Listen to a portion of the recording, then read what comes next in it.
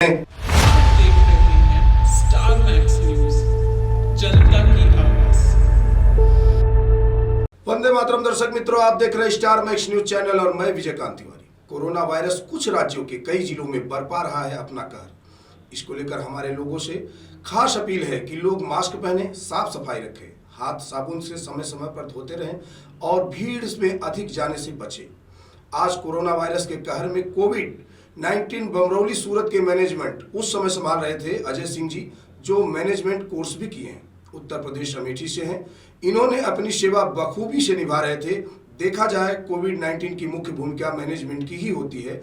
आज star max news ने एक खास बातचीत में उनसे कुछ बातचीत की। आज हमारे सामने एक ऐसे शख्स बैठे हुए हैं। आज बात करते हैं अजय सिंह जी से, जो उत्तर प्रदेश अमेठी के रहने वाले हैं। उन्होंने मैनेजमेंट का कोर्स किया है। मैनेजमेंट कोर्स करने के बाद सबसे बड़ी बात तो ये है कि ये लॉकडाउन के समय कोरोना जैसे महामारी जो ये फैली हुई है, इसको लेकर के कोरोना काल में जब कोरोना का बढ़ता कहर चल रहा था, उस समय इन्होंने कोविड सेंटर की जवाबदारी ली और कोविड सेंटर संभाल रहे थे अजय सिंह जी। आज के डेट में भी ये हॉस्पिटल का ही मैनेजमेंट संभाल रहे हैं। इन्होंने जो है अब आईकॉन प्लस और मूव हॉस्पिटल जैसे का मैनेजमेंट अजय सिंह जी ही कर रहे हैं। तो हम उनसे जानकारी करते हैं कि इन्होंने कोविड सेंटर में इनके पास किस तरह के मरीज आए और क्या क्या वहां पर जो है कठिनाइयां इनको देखनी पड़ी, और इन्होंने 24 घंटे तक काम किया है। तो आज हमारे सामने जो हैं अजय सिंह जी, तो ये बताएंगे। सबसे पहले धन्यवाद आपका अपना कीमती समय देने के लिए। हाँ, कोविड में जिस समय हमने बमरौली से कोविड सेंटर चालू किया था, वो एक ऐसा समय था, लगभग याद है मुझे, जुलाई लास्ट वीक में हमने चालू किया था। उस टाइम पे सूरत में ही नहीं, हम कह सकते हैं कि पूरे इंडिया में सबसे ज़्यादा केस आ रहे थे। उस टाइम पे सिचुएशन ऐसी थी कि हॉस्पिटल्स में बेड नहीं थे और काफ़ी सारे पेशेंट ऐसे आ रहे थे जिनको ऑक्सीजन की बहुत ज़्यादा कमी थी। तो उस परिस्थिति में हमने ये कोविड सेंटर बमरौली चालू किया था और उसमें हमने लगभग 6 महीने के अंदर लगभग 300 से ज़्यादा पेशेंट को हमने ट्रीट किया। और सबसे बड़ी चीज़ ये रही कि 6 महीने में खाली एक पेशेंट एक्सपायर हुआ, बाकी हमारा 99.9% सक्सेस रेट रहा। वो भी एक पेशेंट जो हुआ, वो भी अनफॉर्चुनेटली वो हार्ट अटैक आ गया था पेशेंट को। Patient stable. क्या इस बीमारी से ज्यादा पेशेंट घबराए हुए ही रहते थे? सबसे मेन चीज़ आपने बिल्कुल सही बात कही। अगर ये बीमारी को देखा जाए तो ये शारीरिक से ज़्यादा है। ये इस बीमारी ने जो सबसे ज़्यादा असर डाला है वो मानसिक रूप से डाला है। कि एक तो पहले उस मार्च अप्रैल से लॉकडाउन जब लगा तो लोगों के सामने एक समस्या खड़ी हुई, उनके रोजगार की, उनके जीविकोपार्जन की।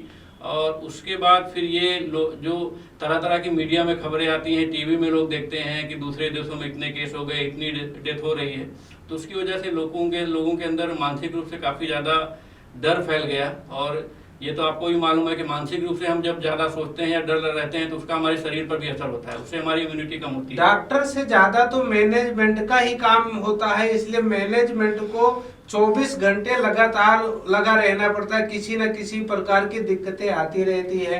इस तरह का डॉक्टर क्या है, अपना राउंड पर आया और वो मरीज को एक बार देखा और दवा बताया, लेकिन सबसे ज्यादा तो काम आपका ही रहता है वर्क। तो इसलिए आप उसके बारे में क्या अनुभव किए पूरा? ये आपने बिल्कुल बात सही कही।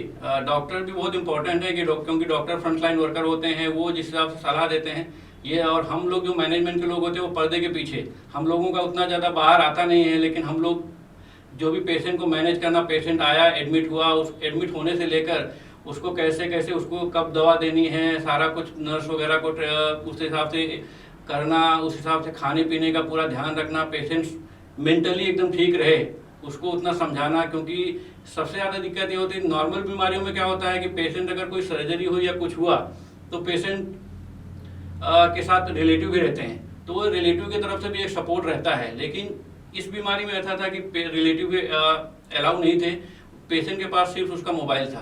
तो इसलिए हमको मैनेजमेंट की तरफ से हमको ये बहुत ज़्यादा पेशेंट को समझाना पड़ता था, जाना पड़ता था, उसको मेंटली स्टेबल रखना पड़ता था कि वो मेंटली बहुत ज़्यादा घबरा ना जाए, जिसकी वजह से उसका जो ट्रीटमेंट है उस पर असर हो। तो ये एक बहुत बड़ी जिम्मेदारी थी। दूसरा क्या है, जो आपके पास स्टाफ थे, स्टाफ भी डरते थे, कोरोना नाम सुनते ही लोग के अंदर डर व्यापक हो जाए, तो उस तरह आप स्टाफ को कैसे संभालते थे? स्टाफ को क्या जो है वो बताते थे कि भाई आप डरो मत, या किस तरह से आप रहो और इस तरह से आप काम करो? ये बहुत अच्छा सवाल पूछा एक्चुअली आपने। जब हमने चालू किया था उस टाइम पे सिचुएशन ऐसी थी कि आपको ही मालूम होगा, पीपीई किट की बहुत ज़्यादा डिमांड थी।